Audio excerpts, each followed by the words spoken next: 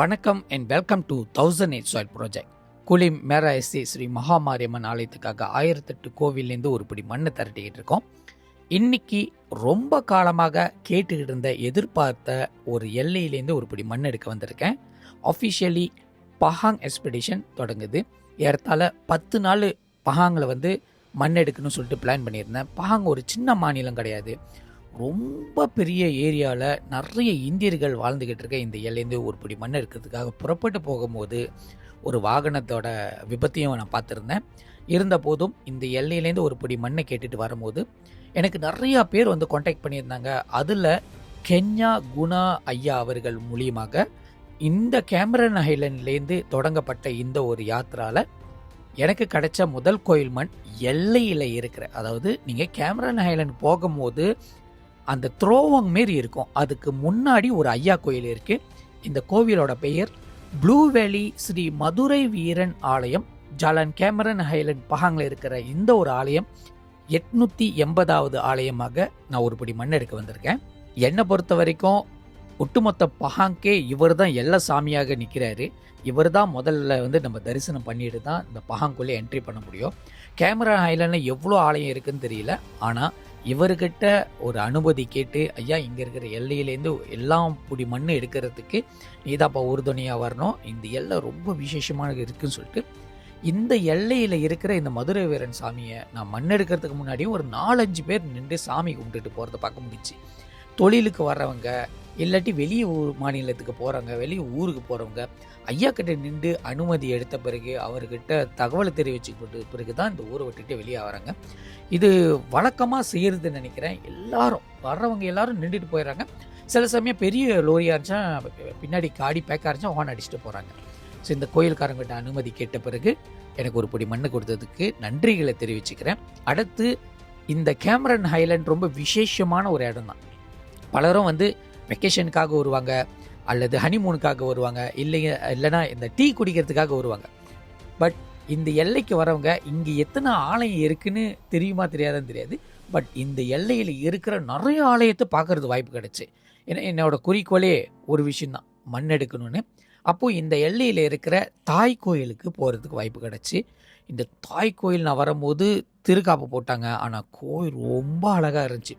881வது ஆலயமாக ப்ளூ வேலி தோட்டத்தை சேர்ந்த ஸ்ரீ மகாமாரியம்மன் ஆலயத்திலேருந்து ஒரு பொடி மண் எடுக்க வந்திருக்கேன்.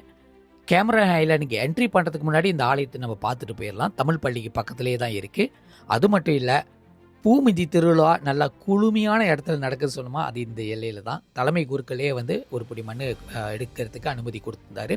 இந்த இடத்துல இன்னொரு விசேஷமான ஒரு விஷயத்தை பார்க்கறதுக்கு வாய்ப்பு கிடைச்சி.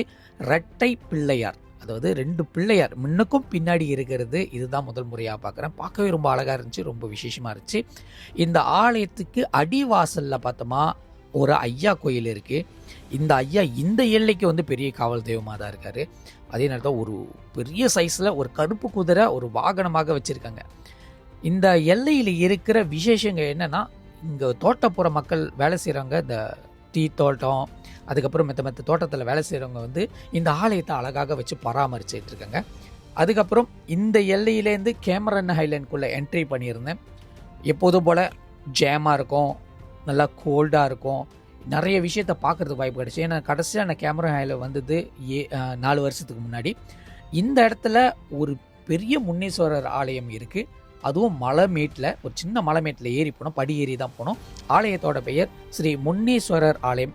கோலா திருலா கேமரன் ஹைலண்டில் இருக்கின்ற இந்த ஒரு ஆலயம் 882வது ஆலயமாக ஒரு பிடி மண் எடுக்க வந்திருக்கேன்.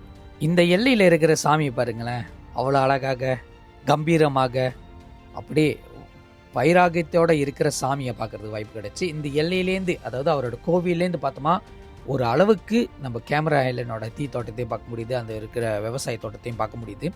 இங்கே இருக்கிற சாமி ரொம்ப பழமையான சாமி. அப்போ உள்ள காலகட்டத்தில் இந்த இடத்த உருவாக்குறதுக்காக இந்தியர்களை வர வச்சுருந்தாங்க. அப்போது உருவாக்கப்பட்ட ஆலயங்கள், பல ஆலயங்கள் இருக்குது. பல ஆலயங்கள் தோட்டத்துக்கு நடுவில் இருக்குது. நம்மளுக்கு அனுமதி கிடைக்கல. பட் இருந்த வரைக்கும் கிடைச்ச அனுமதி வச்சு எந்தெந்த ஆலயத்தில் ஒரு பிடி மண் எடுக்க முடியுமோ எடுத்துக்கிட்டு வரேன். அதுக்கப்புறம் முன்னீஸ்வரர் கோயிலுக்கு பின்புறத்துலேயே ஒரு ஒரு கம்பம் இருக்குது. அந்த கம்பத்துக்குள்ளே போனோமா அருள்மிகு ஸ்ரீ சுப்பிரமணியர் ஆலயம் கோலாத்தூரில் இருக்கின்ற இந்த ஒரு ஆலயம் 883வது ஆலயமாக ஒரு பிடி மண் எடுக்க வந்திருந்தேன். நான் வரும்போது திருக்காப்பு போட்டிருந்த வாசி நான் ஐயாவை பார்க்க முடியல, அதாவது முருகரை பார்க்க முடியல. பட் கோவிலை பார்க்கறதுக்கு ஒரு வாய்ப்பு கிடச்சி. அவரோட உற்சவரை பாருங்கள், அவ்வளோ அழகாக இருந்தார். அதே நேரத்தில் வேறு எல்லையிலேருந்து வந்து மகாமாரியம்மனை இங்கே வச்சு ப்ரிசர்வ் பண்ணிக்கிட்டு இருக்காங்க. இதுக்கு முன்னாடி வேறு தோட்டத்தில் இருந்தாங்களாம், இங்கே அனுமதிக்கு அடைக்கலம் கொடுத்து இங்கே வச்சுருக்காங்களாம். சிவலிங்க வழிபாடு இருக்குது. அதே நேரத்தில் ரொம்ப அழகாக விசேஷமாக கோயிலும் இருக்குது. கண்டிப்பாக கேமரா ஹைலண்டுக்கு வந்தீங்கன்னா இந்தமாரி சின்ன சின்ன ஆலயத்துக்கெல்லாம் ஒரு தடவை விசிட் பண்ணுங்கள். இங்கே இருக்கிற சாமிகளை பாருங்கள், இங்கே இருக்கிற கம்யூனிட்டி கூட வந்து நீங்கள் இணைஞ்சு உங்களோட பூஜைகளை செய்யலாம். ஸோ நாளைக்குள்ள எபிசோடில் வேறு எந்தெந்த இடத்துல பஹாங்கில் முக்கியமான கோவிலை பார்க்க போகிறோன்னு கண்டிப்பாக செக் அவுட் பண்ணுங்கள். உங்களை நாளை சந்திக்கிறேன். கண்டிப்பாக ஃபாலோ பண்ண மறந்துடாதீங்க. இது பஹாங் எக்ஸ்பெடிஷன்.